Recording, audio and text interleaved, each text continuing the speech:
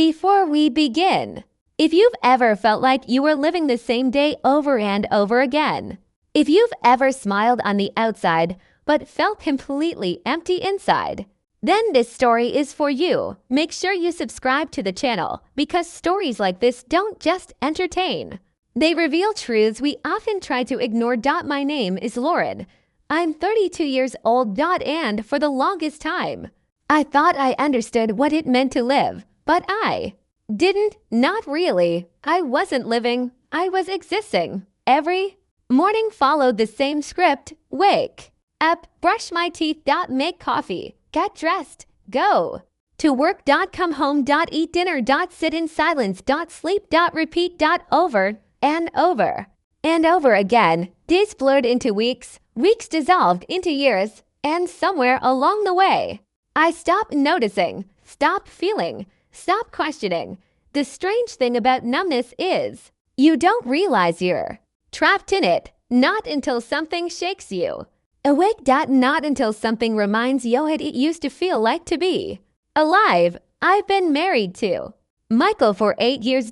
And if you met him, you'd probably admire him instantly. He's kind. Reliable. Calm. The kind of man people trust without thinking twice. The kind of man you feel safe with. And that was the problem. Because our life together wasn't broken. It was quiet. To quiet. There were no fights. No dramatic arguments.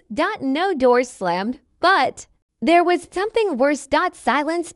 Not peaceful silence. Heavy silence. The kind that sits between two people who don't know what to say anymore. We moved around each other like routines, not partners. We existed in the same space, but not in the same moment. And I told myself, this is normal. This is what marriage becomes. This is stability. But deep down, something inside me whispered, this isn't living. One evening, I was lying on the couch, scrolling mindlessly through my phone, not looking for anything. Just passing time, avoiding thoughts, avoiding myself. And then I saw it, a simple post, nothing special at first glance. Local dance nights open to couples and singles. I almost scrolled past it. Almost. But something made me stop. Dance. I hadn't danced in years. Not since college. Not since I used to laugh without thinking, move without hesitation, feel without overanalyzing. And then one word stood out. Singles. It wasn't about meeting someone. Not consciously. It was about something else. Something deeper. The idea of being seen again. The idea of feeling something, anything. That wasn't routine. For the first time in a long time, I felt curious. That night, I told Michael, I think I want to try something new. He looked up. Smiled gently. And said, yeah, you should. That was it. No questions. No curiosity. No, I'll come with you. And that should have meant nothing. But it didn't. Because a small part of me wondered, why didn't he care enough to ask? Still, that Friday, I went. Alone. The studio was warm. Soft lights. Music playing quietly in the background. People laughing. Moving. Alive. And I felt completely out of place. I stood near the wall. Unsure. Awkward. Like I didn't belong there anymore. Like I had forgotten how to be human. And then he walked up to me. Jason. Confident. Relaxed. Present. Not the loud, attention-seeking kind, but the kind of presence that fills a room without trying. He looked at me like I wasn't invisible, like I wasn't just another face. He extended his hand. Smiled. And said, you look like you're meant to be on the floor. And for a moment, I believed him. That first dance changed something. It wasn't perfect. I stumbled. Missed steps, felt unsure, but I was laughing, actually laughing, and something inside me woke up. The music. The rhythm, the movement. It wasn't just dancing. It was freedom. For the first time in years, I wasn't thinking about tomorrow. Or yesterday. Or responsibilities. I was just there. One night turned into two. Turned into every Friday. Then conversations started lasting longer. Jason would walk me to my car. We'd talk about random things. Life. Dreams. Regrets. Things I hadn't talked about in years. Then came the messages.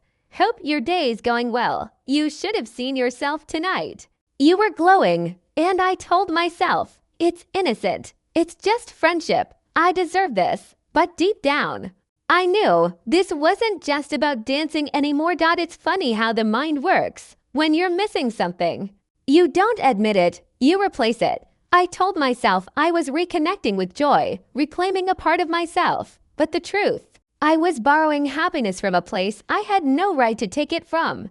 And borrowed happiness always comes with a cost. One night, everyone had left. The music was still playing. Soft, slow. The room felt different. Quieter. Closer. Jason stepped toward me, put his hand on mine, pulled me gently closer. And suddenly, everything changed. This wasn't dancing anymore. My heart started racing. My thoughts got loud. Michael. Home. My life. My reality. And then, a terrifying realization hit me. For a moment, I didn't want to go back. I wanted this. The attention, the excitement, the feeling of being chosen. We leaned closer, close enough to feel each other's breath. And then, I stopped. I stepped back. My hands were shaking because in that moment, I saw everything clearly. Jason whispered, "You don't have to go back to a life that makes you feel empty." And for a second, that sounded right. But it was in single quotes T. Because running away from emptiness doesn't fix it. It just hides it. And I knew if I crossed that line, I wouldn't just be losing my marriage. I'd be losing myself. I left without another word. The drive home felt longer than ever. And when I walked in, I saw Michael asleep on the couch. The TV still on, dinner untouched on the table. Waiting. And something inside me shattered. Because he trusted me. Without question, without doubt. And I had already betrayed him. Not physically, but emotionally. Mentally. Silently.